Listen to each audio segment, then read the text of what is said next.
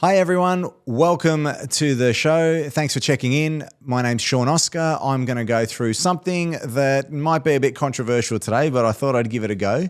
Today I'm going to challenge a belief almost everyone seems to accept without question, and that is that Australia is in a housing crisis and that young people are locked out of the dream of home ownership, and that dream is dead.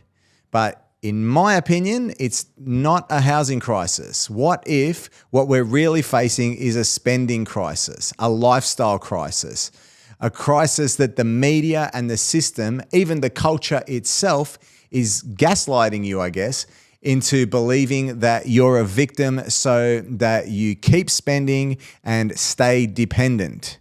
So that's my hypothesis, that this is kind of all the media and I guess society and culture and government working together to keep you believing that that dream is impossible. Let's get into it and check it out.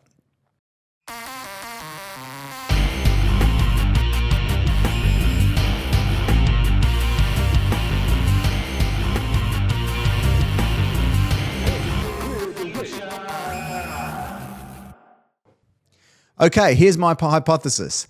The constant messaging we hear from the government, the media influencers, that housing is impossible to afford, that it's all out of your control, it's actually kind of a psyop. Not the tinfoil hat kind. I'm talking more like a cultural psyop. It's designed to reinforce that consumerist lifestyle, to keep you part of the matrix, as they say. Because if you believe the game is rigged, would you play it? Would you try to win a game if you know it's rigged? You won't save. You won't delay gratification. You'll just spend. You'll keep chasing that dopamine hit through consumerism. And the system would keep winning. So if we analyze this and we look at all the things that people used to do versus the things that we do now, we would probably get some information as to whether this is really a housing crisis, an affordability crisis, all those sort of crisis words that we've been told, or is it something that is actually, as I said, just that we're not doing the same things that they used to do in the 70s and 80s. So in order to work that out, let's rewind. In the 70s and 80s, people bought homes on one income. They got married in their early 20s. They lived in smaller houses. They didn't have AC. They didn't have subscriptions. And, they didn't have the $25 smashed Avo brunches, which I know I'm going to get crucified for saying because, everyone says that is what they pin the problem on, the smashed Avo. But truthfully, there are things that they were not spending money on that we spend money on now. Life was simpler, not necessarily easier, but there was less noise and they built wealth slowly and methodically. Now, let's compare that to today. People are waiting until their 30s to settle down. Average marriage age is now 32 for men, 30 for women. Delayed adulthood is basically what's occurring. We're prioritizing experience over stability. And during that extra decade, what are we doing? We're spending. Holidays, gadgets, cars, entertainment. And by the time many people get ready to settle, they've almost got nothing saved. The opportunity cost is enormous. 10 years is a long time, and the numbers do not lie. So if you take a look at the numbers, in 1980, the house size, for example, was 150 square meters. Today, over 250 square meters. In the 80s, maybe 10% of homes had air conditioning.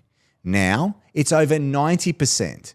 We're not just buying homes, we're building luxury cocoons. The average wage has definitely gone up, but our expectations have skyrocketed. Think about this. When was the last time you went one single day without spending $1? Just one day without spending a single dollar. Back in the 70s and 80s, people would go and maybe do a weekly shop and they would pay their bills weekly and they would fill their car up with fuel weekly and that was it.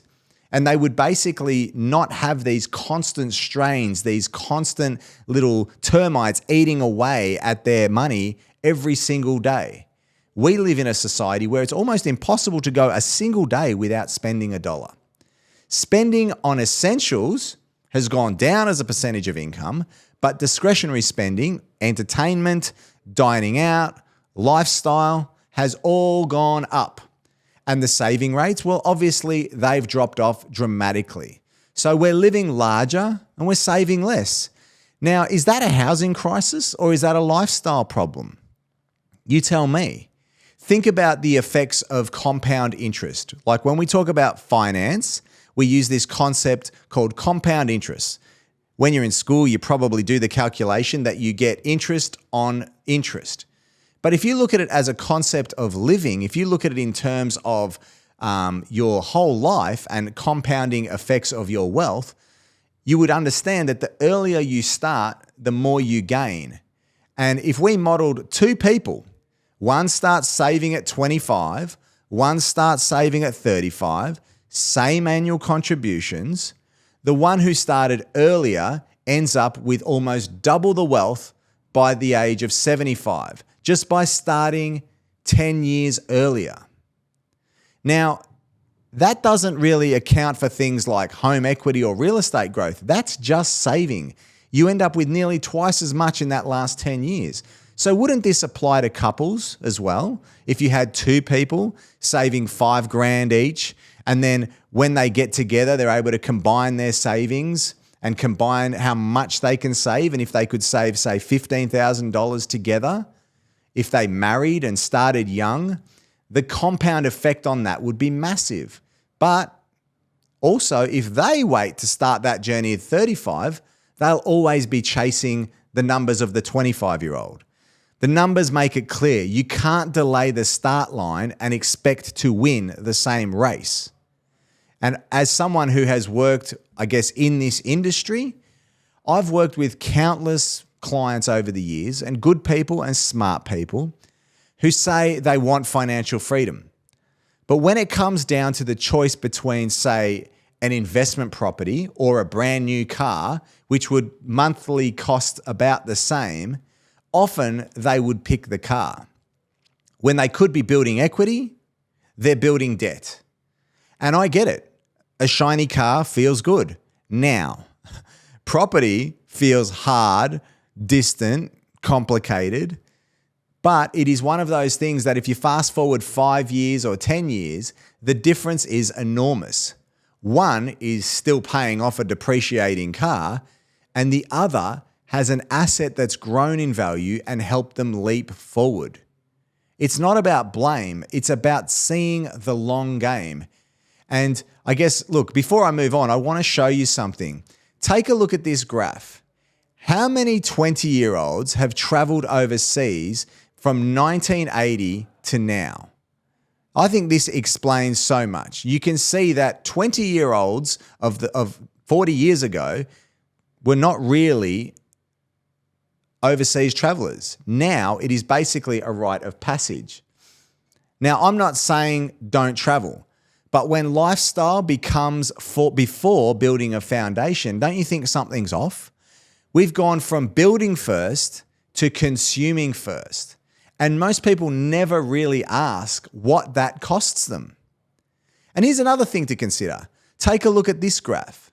This is another major issue in our current society.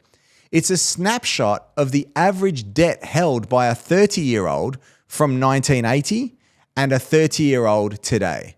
You see two lines. One is personal debt and one is HECS debt.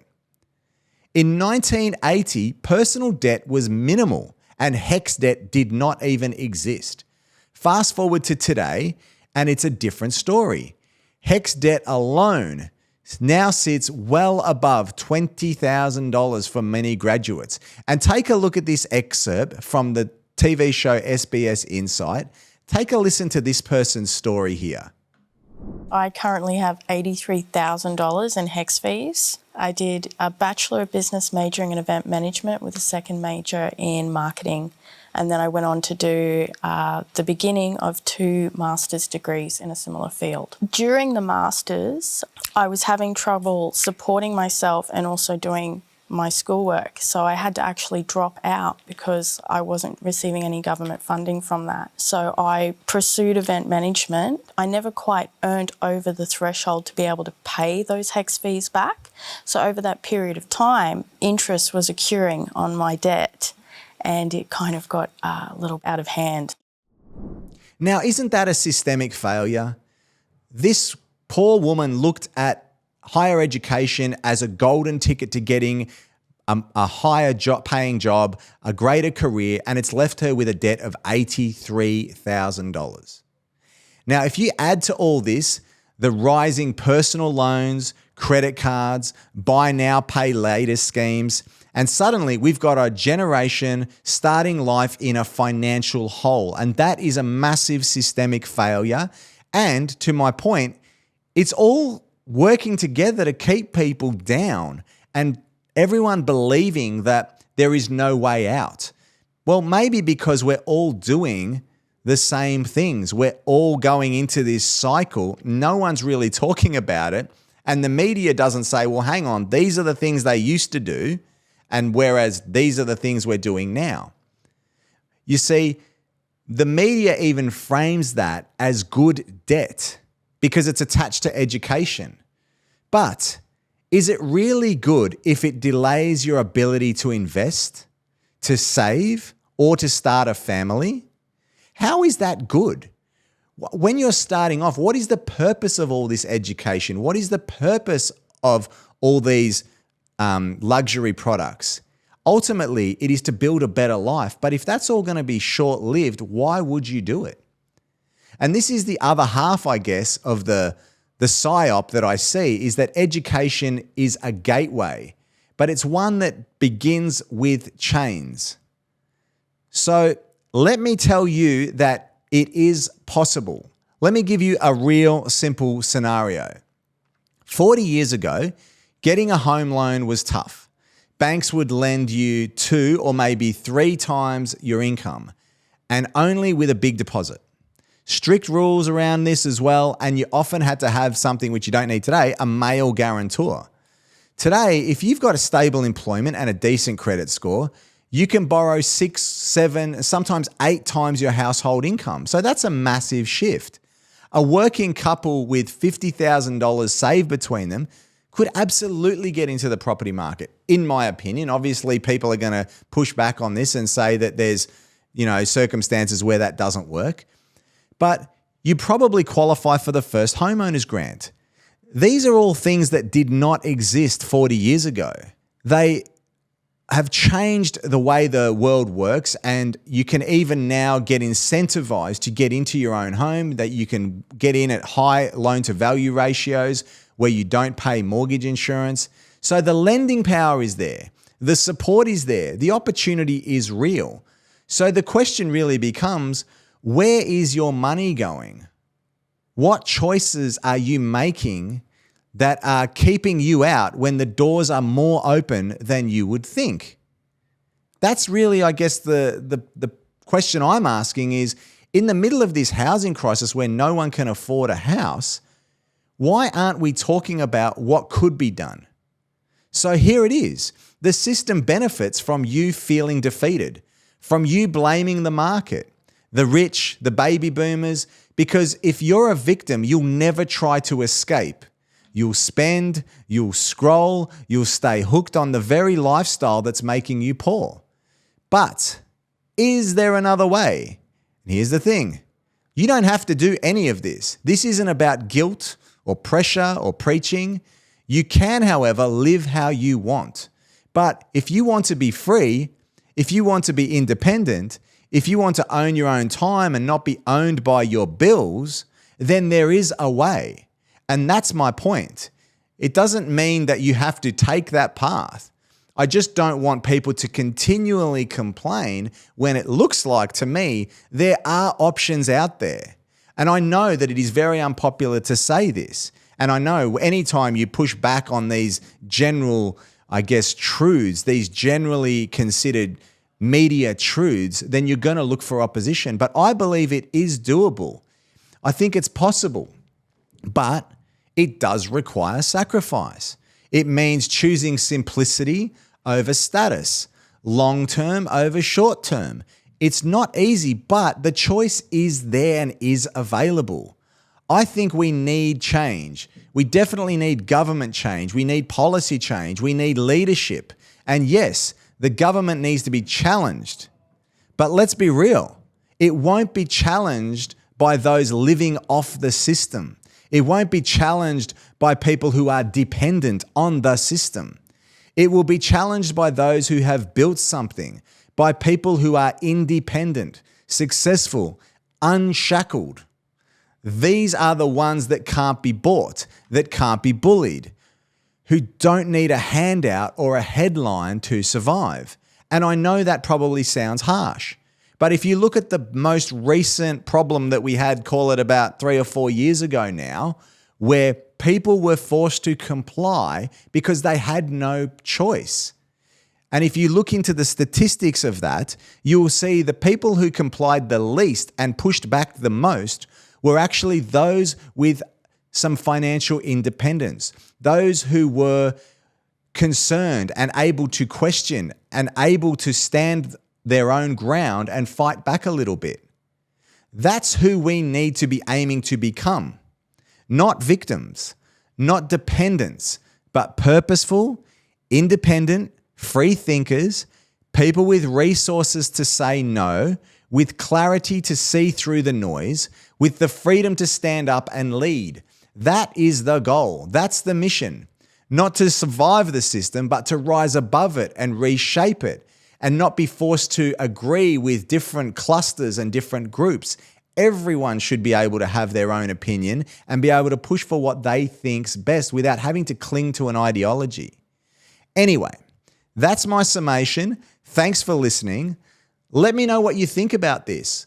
I love to think that there is still so much opportunity out there, that there is definitely a need for change and a need for reform, but we can also, whilst waiting for that, because that change may never come, we don't have to live in this pained existence, complaining and being victims. I still feel there is so much opportunity out there for all of us. Let me know what you think. Like, subscribe, share, comment, get involved, and I'll see you next time. Thanks so much for watching.